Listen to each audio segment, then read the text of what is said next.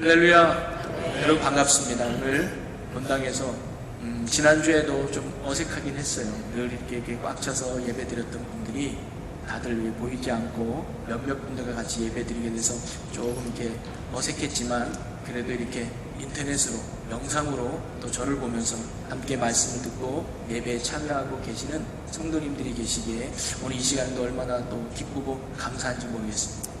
하나님을 사랑하는 마음으로 또 여러분이 주어진 삶의 자리에서 예배를 드리기 위해 하나님 앞에 나온 여러분에게 오늘도 예배하신 하나님의 큰 은혜와 평강이 여러분의 삶과 가정에 충만하시기를 주님의 이름으로 간절히 축원합니다.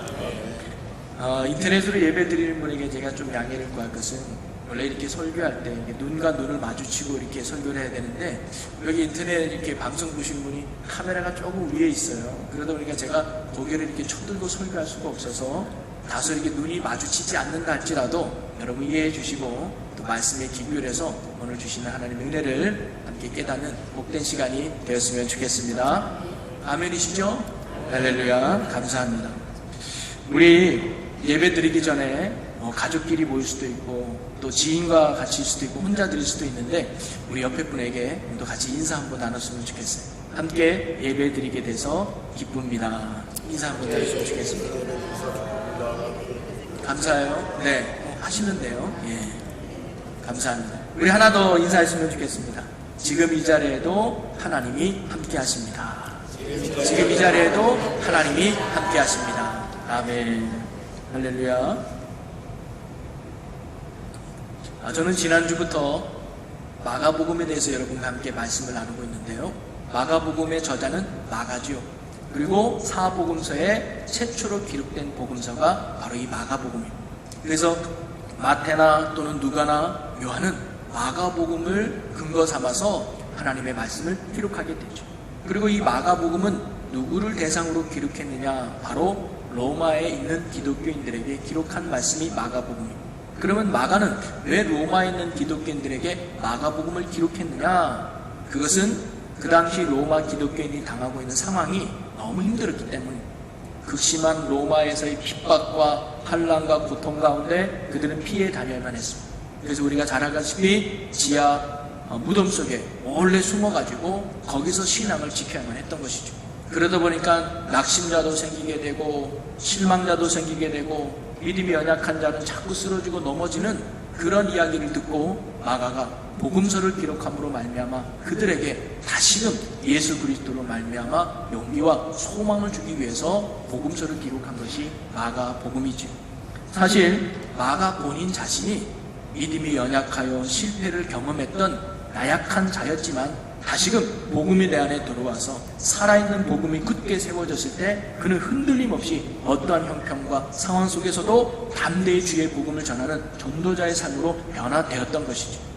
오늘 이 시간 우리가 잠시 더 마가에 대해서 한번 살펴보면, 이 마가라는 이름이 성경에는 이렇게 표현되어 있습니다. 사도행전 12장 25절에 보니까 바나바와 사울이 부조하는 일을 마치고 마가라 하는 요한을 데리고 예루살렘으로 돌아오니라.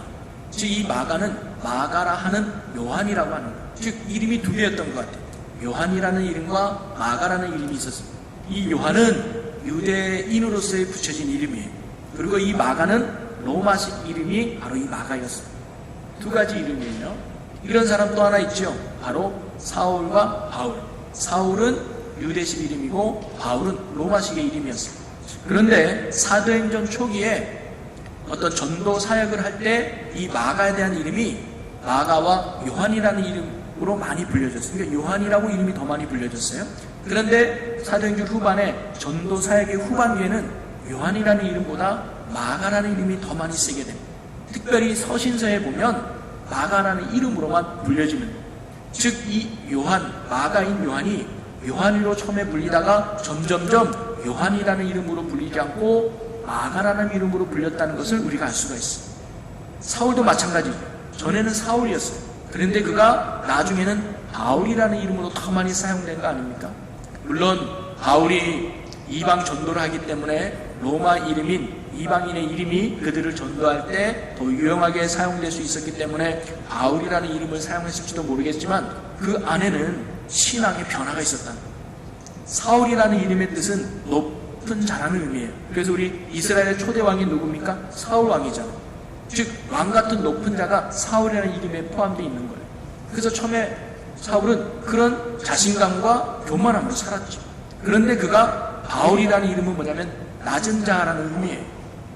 바로 그가 예수 그리스도의 복음이 내 안에 들어오니까 자기의 교만함이 무너지고 예수 앞에 겸손한 자가 되어 담대히 예수만을 전하는 복음 전도자의 삶으로 바뀌지 않았습니까? 마가도 마찬가지였다는 거예요. 요한이라는 이름은 점점점 사라지고 마가라는 이름을 불렸다는 것은 바로 그가 그만한 신앙의 변화를 가져왔다는 증거 중에 하나라는 거예요. 왜냐하면 이 마가라는 이름 속에 그 의미가 있기 때문입니다. 이 마가라는 이름이 뭐냐면 이 라틴어로 말쿠스라는 말에서 시작됐습니다. 이게 무슨 뜻이냐면 강한 망치라는 뜻을 내포하고 있습니다. 그러니까 마가라는 이름의 뜻은 강한 망치라는 뜻이에요. 이거 뭐냐면 아주 단단한 바위도 부서뜨릴 수 있는 능력과 힘이 있다는 것을 상징하고 있습니다. 바로 이 마가에게 있어서 복음은요, 강한 망치와도 같았다는 거예요. 굳었던 자기의 마음을 복음이 산산조각낸 거예요. 완악했던 내 마음을 복음이 산성조각 부숴내립니다. 죄로 가득했던 내 마음을 복음이 완전히 부서뜨린 것이죠. 그래서 마가에게 있어서 복음은 강한 망치와 같이 내게 다가왔다는 겁니다. 그래서 강한 망치와 같은 복음은 자신뿐만 아니라 복음을 접하는 모든 사람에게도 그와 동일한 능력이 있음을 마가는 확신했던 것이죠. 그래서 그는 이제 영적으로 연약하고 나약한 자가 아니라 마가라는 이름처럼 내 안에 복음의 능력이 있어서 어떤 죄도 무너뜨리는 이 능력 안에서 담대하게 살아가고 그 복음을 전하는 전도자의 삶으로 살아갔던 것이죠. 그러면서 마가는 자신을 이처럼 변화시킨 복음의 능력을 확신하면서 이 로마 교인들에게 지금 복음서를 쓰고 있는 거예요. 지금 로마에 있는 기독교인들은 두려움이라고 하는 바위에 갇혀 있었다는 거예요. 절망과 낙심이라고 하는 바위에 갇혀 있었어요. 그들에게 지금 마가는 담대하게 선포하고 있는 것이죠. 여러분, 복음 되시는 예수 그리스도의 강력한 망치가 여러분을 두려움에서 해방시킬 겁니다. 여러분을 혼돈의 바위에서 구원하실 겁니다. 흑암의 바위에서 건져내실 것입니다. 공허한 바위에서 바로 복음 되시는 강한 망치가 여러분을 해방시킬 것입니다. 복음 되시는 예수 그리스도를 바라보십시오. 복음 되시는 예수님을 의지하십시오. 지금도 그분이 여러분과 함께 계십니다. 여러분이 그분을 의지하고 그분을 붙든다면 바로 복음 되시는 예수 그리스도가 강한 망치와 같이 여러분의 인생을 변화시킬 것입니다 라고 선포하고 있는 것입니다. 그런 복음 되시는 예수 그리스도를 증거하기 위해서 마가는 마가복음을 기록했던 것이죠. 저는 저와 여러분이 이 마가복음에 대한 말씀을 함께 나누면서 우리도 강한 망치와 같은 복음의 능력이 우리 안에 임해서 우리를 사로잡았던 죄의 반석이 완전히 무너지고 나를 힘들게 했던 인생의 문제의 바위가 산산이 깨어지고 나를 두렵게 하고 절망 가운데 빠뜨렸던 불신앙의 바위가 바로 이 복음의 능력으로 말미암아 산산조각 나는 복음의 은혜 속에 회복되는 저와 여러분의 믿음의 삶이 되시기를 주님의 이름으로 간절히 축원합니다. 그럼 이처럼 마가가 바로 이 마가복음을 통해서 강한 망치와 같이 우리의 인생을 변화시키고 우리의 능력이 되는 복음 되시는 예수 그리스도를 증거하고 있다면 처음부터 예수님의 이야기로 시작하는 게 좋잖아요. 여러분, 하나님의 아들 예수 그리스도의 복음의 시작입니다. 이분이 왜 복음 되느냐? 이런 일을 했습니다. 이런 기적을 베풀었습니다. 그러니 예수가 복음이지요 라고 처음부터 예수님의 이야기를 시작해야 되는데 오늘 본문에 보니까 그 사이에 한 가지 사건을 기록하게 됩니다. 그게 뭐냐면 세례 요한의 이야기잖아요.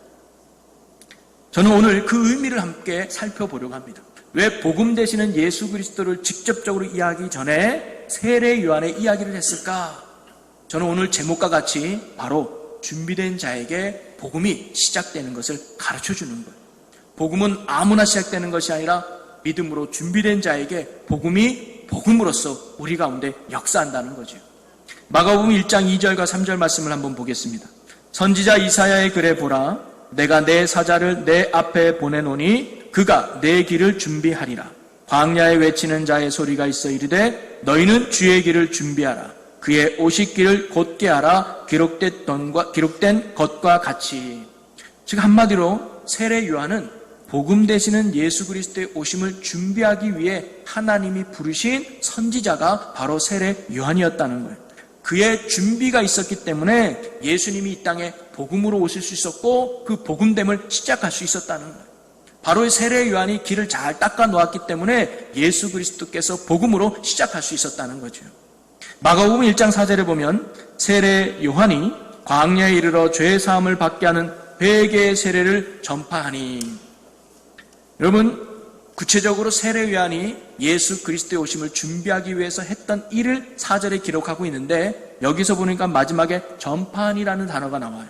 이 전파하니라는 말의 헬라어가 게르케르손이라는 단어인데 공포하다, 이런 의미가 담겨져 있습니다. 그래서 당시에는 이 공포하다, 이 게르손이라고 하는 단어가 세 가지 상황에 사용됐다 그래요. 첫째는 뭐냐면 왕의 행차가 있기 전에 미리 신하가 가서 여러분 여기에 왕이 지나갈 겁니다, 여러분 질서를 지키십시오라고 공포할 때 쓰는 단어가 이 단어였어요. 또 하나는 도시에서 총회가 있기 전에 미리 일꾼이 가서 여러분 여기에서 총회가 있을 거니까 여러분 모이십시오라고 사람을 집결시키는 공포를 할 때 썼던 단어예요. 또 마지막 세 번째는 운동 선두들에게 운동을 시작하기 전에 이 운동에 이런 규칙이 있습니다라고 설명하고 안내해줄 때 이 공포라는 단어를 써요. 그러니까 이 단어를 언제 쓰느냐, 다음에 어떤 일이 이루어질 때 그 일이 잘 진행될 수 있도록, 그 일이 잘 할 수 있도록 준비하고 도울 때 쓰는 단어가 바로 이 전파다는 단어였다는 거예요. 바로 세례 요한이 그런 역할로 왔다는 거죠. 사람들이 복음으로 오시는 예수 그리스도를 잘 받아들일 수 있도록, 예수 그리스도의 복음이 세상 사람들 가운데 잘 역사하실 수 있도록 준비한 사람이 누구냐? 바로 세례 요한이었다는 거예요. 그래서 저는 오늘 세례 요한의 이야기를 통해서 복음이 내 안에서 역사하기 위해서 우리가 무엇을 준비해야 되는가, 또 우리가 복음의 능력으로 다시 세워지기 위해서는 우리가 어떤 준비가 필요할까, 어떤 사람에게 복음이 복음으로서 나타나는가, 오늘 말씀을 통해서 우리가 몇 가지를 한번 생각해 보려고 합니다. 그래서 저와 여러분이 하나님이 원하는 믿음에 준비된 자가 되어서 복음이 능력으로 다가오고, 복음이 생명으로 다가오고, 복음이 은혜로 다가와서 복음의 충만한 삶을 살아갈 수 있는 우리 모두가 되기를 주님의 이름으로 간절히 축원합니다. 첫 번째는 어떤 자에게 복음이 시작되느냐, 바로 회개하는 자에게 복음이 시작된다는 거예요. 다시 한번 1장 4절 말씀을 보면 세례 요한이 광야에 이르러 죄 사함을 받게 하는 회개의 세례를 전파하니라고 말하죠. 여러분, 세례 요한이 주의 길을 준비하고 곧게 하라는 이런 하나님의 거룩한 뜻을 이루기 위해서 그가 이 땅 가운데 했던 사역은 뭐냐면 회개의 세례를 베푸는 거였어요. 이건 뭐냐면 세상 사람들에게 회개를 선포했다는. 그래서 마태복음 3장 2절에 보면 회개하라, 천국에 가까이 왔느니라, 이게 바로 세례 요한이 했던 사역의 중심 내용이었습니다. 이 말은 뭐냐면 어떤 사람에게 천국이 임하느냐, 어떤 사람에게 복음이 시작되느냐, 바로 회개하는 자에게, 회개하는 자에게 복음이 복음으로서 시작된다는 것을 말해주고 있는 거예요. 여러분, 복음이 내 안에서 생명으로 다가오고 복음이 내 안에서 구원의 역사를 이루기 시작하기 위해서는 우리가 먼저 회개해야 됨을 성경이 우리에게 가르쳐주고 있습니다. 그리고 회개의 증표로 바로 요한은 세례를 베풀었던 것이죠. 제가 다음 주에 예수님의 세례 이야기하면서 이 세례의 부분에서 좀 더 살펴보겠지만, 세례의 의미가 뭐냐면 죄로 내 자신이 죽는 거예요. 죄로 말미암아 죽었던 내가 예수님의 믿음으로 용서받았다는 게 세례의 의미예요. 그 증표로 세례를 베푸는 것이죠. 여러분, 회개 없이는 결코 복음이 내 안에서 역사하실 수 없다는 사실을 여러분 꼭 명심하시기 바랍니다. 회개 없이는 결코 하나님이 내 안에서 역사할 수 없다는 거예요. 이사야 59장 1절 2절 말씀을 보니까 여호와의 손이 짧아 구원하지 못하심도 아니요 귀가 둔하여 듣지 못하심도 아니라 오직 너희 죄악이 너희와 너희 하나님 사이를 갈라 놓았고 너희 죄가 그의 얼굴을 가려서 너희에게 듣지 않으시게 함이니라. 복음이 내 안에 역사하지 못하는 이유, 하나님이 내 안에 능력으로 역사하지 못하는 이유가 뭐냐면 바로 하나님과 나 사이에 죄의 담이 있기 때문에, 죄의 벽이 있어서 하나님이 우리 가운데 역사하지 못한다는 거예요. 우리가 죄를 자백하고 온전히 참되게 회개할 때 바로 하나님의 구원의 손길이, 하나님의 은혜의 손길이 우리에게 임하는 참된 복음의 삶이 시작되는 줄로 믿으시기를 바랍니다. 그런데 회개라는 것이 무엇이냐? 단순히 내가 하나님 앞에 이런 죄를 졌구나, 내가 하나님 앞에 이런 잘못했구나, 하나님 잘못했어요, 용서해 주세요라고 반성문 쓰듯이 내 죄를 일일이 나열하는 것이 회개냐? 그게 아닙니다. 회개의 본뜻은 뭐냐면 돌이키다, 돌아서다라는 의미가 있습니다. 한마디로 말하면 유턴하는 거예요. 방향을 전환하는 거예요. 제가 몇 번 얘기했지만 서울로 가야 되는데 부산을 향해 가고 있어요. 한참 가다 보니까 어머, 내가 부산을 가고 있네. 잘못된 걸 깨달았어요. 어머, 내가 서울로 가야 되는데 부산으로 가고 있네. 내가 잘못했구나. 깨닫는 것이 회개가 아니에요. 그건 회개의 시작이에요. 회개는 뭐냐면 잘못을 깨달았다면 핸들을 돌이키는 거예요. 부산으로 가는 타이어 핸들을 돌려가지고 어디로? 서울로 다시 방향을 맞추는 거예요. 그래서 서울로 가는 거, 그것이 회개라는 거예요. 누가복음 15장에 보면 둘째 아들이 아버지한테 유산을 받아서 도시로 가잖아요. 그래서 허랑방탕하게 살다가 쫄딱 망해요. 인생의 쓴맛을 경험합니다. 그때 이 아들이 깨달아요. 내가 왜 이렇게 고생하느냐?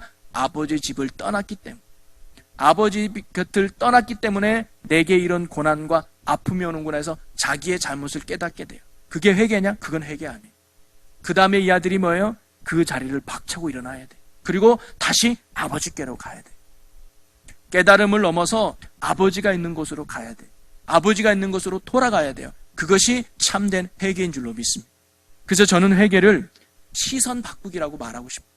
여러분, 죄라는 뜻이 뭐냐면 관역에서 빗나갔다라는 의미거든요. 동그라미 안에 맞아야 되는데 자꾸 그 동그라미 바깥에 맞는 거, 그게 죄라는 거예요. 우리는 하나님의 말씀대로 살아야 되는데 자꾸 불순종하는 거예요. 그게 죄라는 거예요. 그런데 이 관역에서 빗나가는 이유가 뭐냐면 조준이 잘못됐기 때문에. 정확한 조준만 맞추면 그 동그라미 안에 맞는데 엉뚱한 방향으로 쏴드니까 그 동그라미 안에 맞을 이유가 없는 거지. 바로 우리는요, 우리의 조준이 항상 하나님을 향해 있게 되어 있었습니다. 하나님이 뭐라고 여기시는가? 하나님이 기뻐하는 게 뭘까? 하나님이 선하게 여기시는 게 무엇일까? 그래서 하나님의 뜻대로, 하나님의 말씀대로 그 조준이 항상 하나님을 향해 있어야 되는데 그 시선이 타락한, 하나님의 말씀이 들어오지 않습니다. 하나님의 뜻이 들어오지 않습니다. 그 시선이 어디에 맞춰져 있어요? 나한테 맞춰져 있어요. 하나님의 기쁨보다는 내 기쁨이 중요해요. 하나님의 영광보다는 내 영광이 중요해요. 하나님의 유익보다는 내 유익이 중요한. 그러니까 내가 하는 모든 생각과 모든 행동이 하나님이 보시기에 악할 뿐이지요. 회개는 무엇인가? 바로 틀어졌던 나의 시선이, 잘못된 나의 시선이 다시금 하나님께로 고정시키는 거예요. 방향을 바꾸고 목적을 바꾸는 것이 참된 회개라는 거죠. 이런 회개가 있는 자에게 복음이 복음으로서 다시 시작하고 능력이 나타난다는 거예요. 저는 이번에 코로나라고 하는 큰 문제로 말미암아 전 세계가 두려워하고 불안하고 힘들어하는 이 상황 속에 분명 하나님이 허락하시고 하나님이 모든 것을 역사하고 계시죠. 그러면서 이 코로나 사태를 통해서 하나님이 우리에게 주시는 가장 중요한 강력한 메시지는 뭐냐? 바로 회개하라는 데 있다는 겁니다. 우리의 틀어졌던 시선을 다시금 하나님께로 고정시키시기를 하나님이 원한다는 거예요. 이 위기가 회개의 기회가 되어야 된다는 겁니다. 사실 우리는 너무나도 세상을 믿고 또 세상을 의지하며 살아왔습니다. 우리의 시선을 세상에 많이 고정시키며 살아왔죠. 돈을 믿고 살아왔습니다. 과학을 믿었습니다. 내가 배운 지식과 경험을 믿었습니다. 문명을 믿었습니다. 그리고 잘난 내 자식을 의지하고 믿고 살아왔습니다. 사실 하나님 없어도 나름 잘 먹고 잘 지낸다고 우리가 생각하며 살아왔던 것 같습니다. 그러니까 뭐예요? 기도하지 않았습니다. 그러니 예배도 소홀했습니다. 그러니 하나님의 말씀을 사모하지도 않았습니다. 하나님의 뜻을 구하지도 않고 하나님의 뜻을 따르지도 않는 삶을 살았습니다. 하나님을 믿는다고 하지만 하나님을 전적으로 의지하는 삶을 살지 않았습니다. 하나님을 사랑한다고 말은 하지만 세상을 더 사랑했던 것이 우리의 모습이었습니다. 하나님이 내 삶의 주인이라고 말은 하지만 세상을 주인 삼아 살았던 것이 우리의 모습이었다. 그런 우리의 잘못된 시선과 방향을 하나님이 뭐냐면 돌이키기 원했다. 이런 삶을 살면 너희들에게 멸망뿐이니 다시 한번 너희들이 깨달아서 나를 향해서 시선을 돌이키고 나를 향해서 다시금 방향을 돌이키기를 원하는 하나님의 사랑의 메시지가 바로 이 고난 가운데 있는 게 아닌가 생각이 듭니다. 그래서 우리가 세상이 아닌 하나님을 믿고 살기를 하나님이 원한다는 거죠. 세상을 사랑하는 것이 아니라 이제 하나님을 사랑하며 살기를 하나님이 원하고, 세상을 주인 삼고 따르는 것이 아니라 하나님을 온전한 나의 삶의 주인으로 삼고 살기를 하나님이 원하신다. 그리고 그것을 깨닫게 하시려고 하나님이 우리에게 이런 고난을 허락하셨다는 것. 이제 우리가 이번 사태를 통해서 누구를 원망하고 누구를 탓하고 이런 핑계대는 인생이 아니라 나를 돌아보면서 세상을 향해 있던 우리의 시선을 다시금 하나님께로 향하는 참된 회개가 우리 안에 일어나기를 주님의 이름으로 간절히 축원합니다. 하나님께로 돌아가야 돼. 아버지께로 돌아가야 돼. 작은 코로나 바이러스 이 하나 때문에 쩔쩔매는 우리의 인간의 연약함을 깨닫고 하나님 아니면 안 되고 하나님 없이면 안 되는구나. 내가 지금까지 하나님 바라보지 않고 하나님 없이 살았던 나의 교만함을 철저하게 회개하고 다시 하나님께로 돌아가.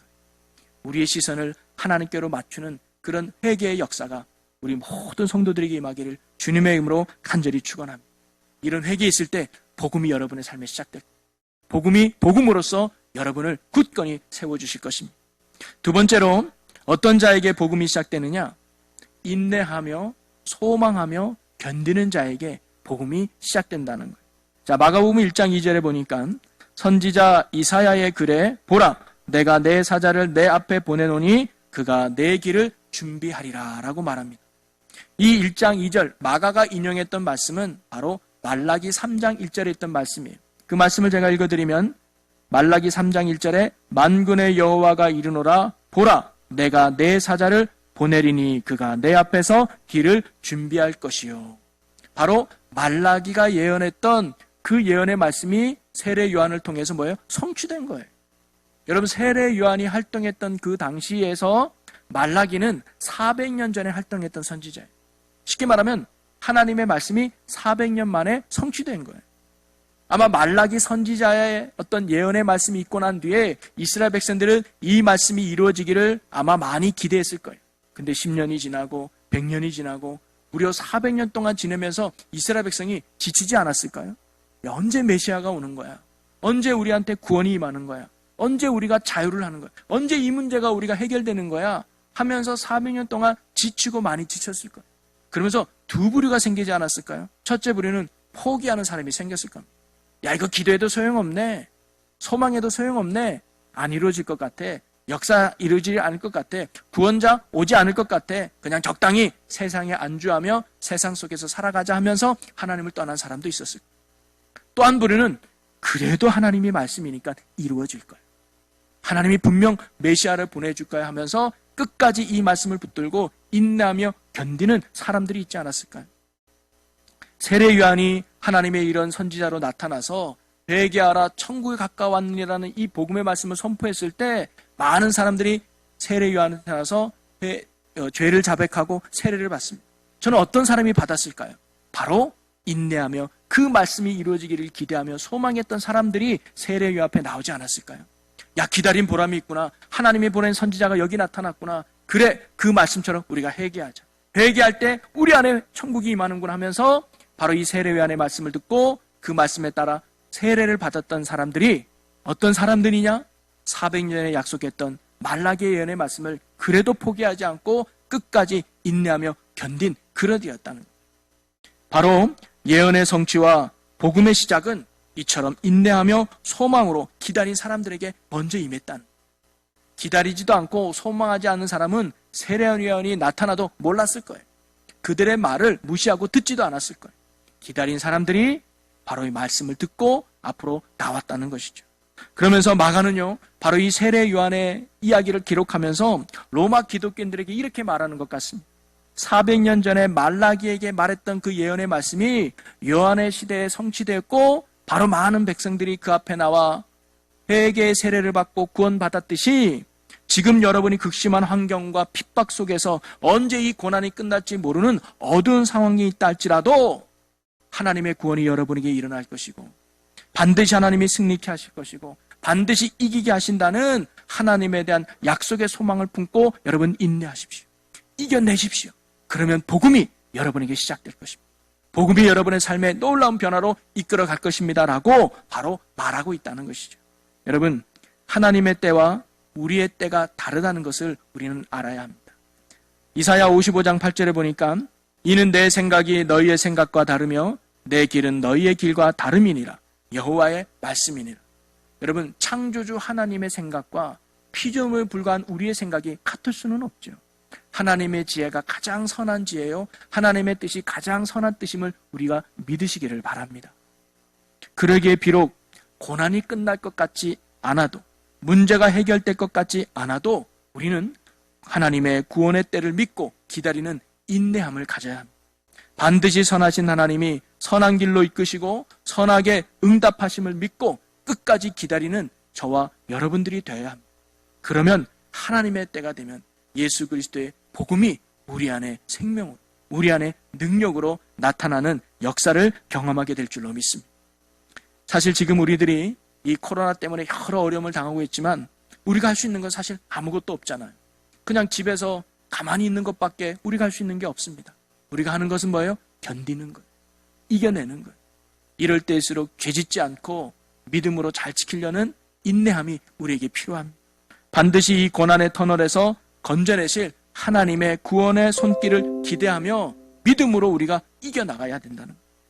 우리가 주님에 대한 소망의 손길을 결코 놓지 않는다면 예수님은 우리에게 진정한 살아있는 복음으로 우리의 삶에 역사하실 줄로 믿습니다. 그리고 마지막 세 번째로는요, 사명을 감당하고 사명을 지키는 자에게 하나님은 복음으로 우리의 삶에 역사한다는 겁니다. 자, 마가복음 1장 3절 말씀을 한번 읽어보겠습니다. 강야에 외치는 자의 소리가 있어 이르되 너희는 주의 길을 준비하라.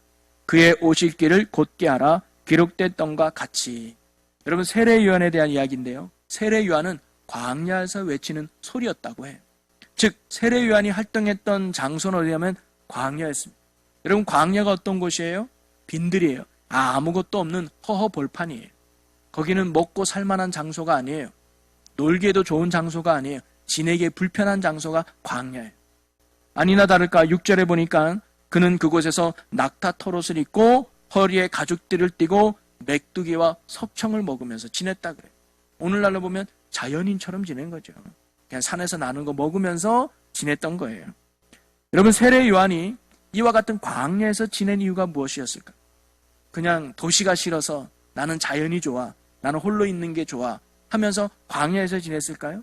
지낼 데가 없어서 광야에서 지냈을까요? 절대 아니죠. 사실 우리 세례 요한은 그 당시로 따지면 금수저 출신입니다. 제사장 가문에서 태어난 거거든요. 환경이 좋아요. 상황이 좋아요. 그래서 그는 잘 먹고 잘 살 수 있는 환경에 놓여 있는 사람이었습니다. 그런데 그러한 것들은 뭐예요? 포기한 거예요. 그리고는 불편하고 힘든 광야의 삶을 그가 살았던 것이죠. 누구도 인정해주지 않고 누구도 박수 쳐주지 않는 그 광야에서 그는 왜 살았을까요? 또 하나를 보면 그는 그 광야에서 뭐 했냐면 소리를 외쳤다 그랬어요. 외치는 소리라고 말해요. 뭘 외쳤을까요? 사람들에게 뭐예요? 회개하라라고 외쳤던 거예요. 여러분, 그런데 사실 요한이 외쳤던 회개하라는 말씀은 당시 사람들이 좋아했던 말씀이 아니에요. 여러분 생각해 보세요. 말라기가 예언했던 그 구원자 메시지의 그 말씀이 이제 400년 만에 세례 요한을 통해서 예언이 성취되면 사람들은 어떠한 기대감으로 세례 요한을 바라봤을까요? 아마 이런 메시지를 기대하지 않았을까요? 여러분, 제가 말라기 예언의 성취자입니다. 저를 통해 복음이 시작될 겁니다. 여러분, 이제 고생 끝 행복 시작입니다. 여러분이 이제 자유를 누릴 겁니다. 여러분의 삶에 이제는 구원이 베풀 겁니다. 여러분, 문제가 해결될 것입니다. 여러분, 이제 잘 되는 것만 남았어요. 이런 말을 그들이 기대했을지도 몰라요. 그런데 400년 만에 마지막 선지자로 나타난 세례 요한이 그 당시 유대인들을 향해서 선포했던 말씀이 뭐예요? 회개하라 라는 말씀이에요. 심지어는 독사의 자식들아라고까지 얘기했어요. 여러분, 예를 들어서 지금 저와 여러분들이 한 2주 정도 못 만났잖아요. 그리고 혹시 다음 주에 만나서 3주 만에 만나서 얼마나 반가워요. 근데 만나마자 제가 집사님 회개하십시오, 권사님 회개하셔야 돼요, 이렇게 말하면 여러분 마음 어떨 것 같아요? 목사님 나 상처받았어요. 어떻게 만나자마자 회개하라고 말할 수 있어요? 목사님 나빠요 라고 말할 수 있지 않겠어요?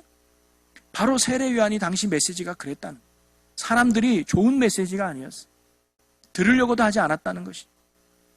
그런데 그런 사람들의 아랑곳하지 않고 누구도 알아주지 않는 광야에서, 누구도 들으려고 하지 않은 회개하라는 이 선포를 그가 광야에서 평생 했던 이유가 무엇일까요? 그것은 바로 자기에게 주어진 사명이 그것이었기 때문입니다. 그는요, 내가 하고 싶은 것을 하고 싶어서 살질 않았습니다. 하고 싶은 일을 한 것이 아니라 해야 할 일을 바로 요한은 했던 겁니다. 내가 있어야 될 곳에, 있고 싶은 곳에 있었던 것이 아니라 하나님이 원하여 있어야 될 곳에 있으려고 했던 것이 바로 요한이었다는 것. 이는 바로 사명의 자리를 끝까지 지키려고 했던 헌신이 바로 요한에게 있었던 것입니다. 그리고 그는 외치는 소리라고 했습니다. 여러분, 소리는 형체가 없잖아요. 내용만 있을 뿐입니다. 즉 바로 세례 요한은 자신을 드러내는 삶이 아니라 복음이 되시고 구원자가 되시는 예수 그리스도만을 드러내는 삶을 살았던 겁니다. 나는 새하고 그는 흥하여야겠다는 그 말씀대로 살았던 것이 바로 세례 요한이죠. 그와 같이 사명을 감당하는 세례 요한이 있었기 때문에 예수 그리스도께서 복음으로 시작될 수 있었던 겁니다. 바로 하나님의 복음은 이처럼 자신의 사명을 깨닫고 그 사명의 자리를 끝까지 지키는 자를 통해 복음이 시작된다는 것을 여러분 믿으시기를 바랍니다. 그래서 아마 마가는 이 복음서를 기록하면서 로마 교인들에게 또한 이렇게 말하는 것 같아요. 지금 여러분이 가정을 떠나서, 해당을 떠나서 어두운 지하 동굴에 모여있다 할지라도 지금 여러분이 누구인지를 잊지 마십시오. 여러분은 그리스도인입니다. 여러분은 하나님의 자녀입니다. 그리고 여러분이 있는 그 자리에서 성도의 사명을 지키십시오. 그리스도인의 사명을 지키십시오. 여러분이 있는 그 자리에서 힘들고 어려워도 예배에 이겨내십시오. 힘들어도 기도에 힘쓰십시오. 내가 있어야 될 믿음의 자리를 굳게 지켜나갈 때 예수 그리스도의 복음이 여러분 안에서 새롭게 시작될 것입니다 라고 선포하고 있는 거죠. 여러분, 요즘도 우리가 어떻게 보면 교회에서 예배 드려야 되는데 교회에서 예배 드리지 못하는 어려운 형편과 상황이 있죠. 그래도 인터넷을 좀 하고 기계를 좀 만질 수 있는 분들이야 그래도 이 시간에 영상으로도 보지만, 그러지 못하는 분들은 아무런 도움이 없이 정말 자기 혼자 집에서 성경책 펴고 예배를 드려야 하는 어려움에 우리가 봉착돼 있죠.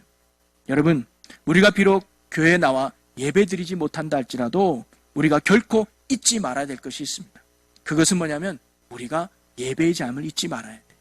우리가 교회에 나와 신앙생활하지 못한다 할지라도 우리가 구원받은 그리스도인이라는 사실을 우리는 결코 잊어서는 안 됩니다. 그러기에 저와 여러분이 있는 그 자리에서 그리스도인으로서의 사명을 잘 감당해내야 된다는 것이죠. 그럴 때 우리 안에 예수 그리스도의 복음이 복음으로서 새롭게 능력으로 나타난다는 것입니다. 여러분이 어디에 있든지 그리스도인으로 예배의 자리를 지키고 기도의 자리를 굳게 지키며 믿음의 자리를 성실하게 감당할 수 있는 우리 모두가 되기를 주님의 이름으로 간절히 축원합니다.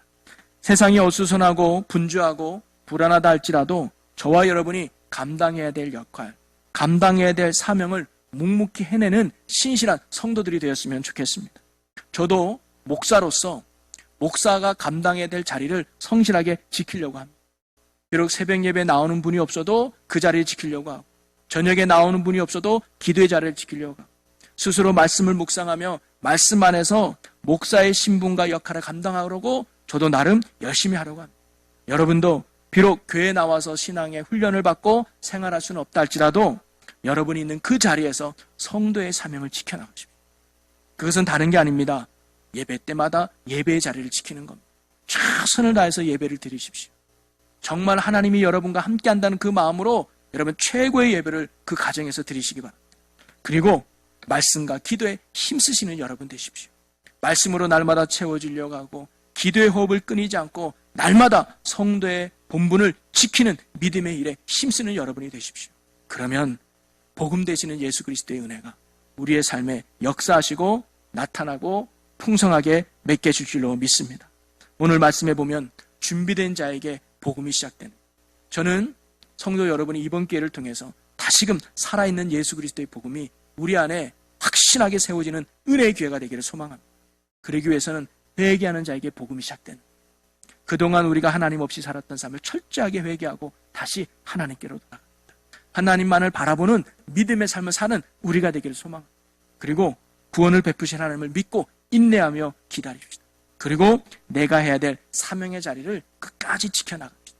최선을 다해서 예배드리시고 힘써서 기도하시고 날마다 말씀으로 채워지는 믿음의 자리를 굳게 지켜가십시오. 그러면 복음 되시는 예수 그리스도의 은혜와 능력이 여러분의 가정과 여러분의 삶에 충만하게 넘치게 될 줄로 믿습니다. 기도하겠습니다.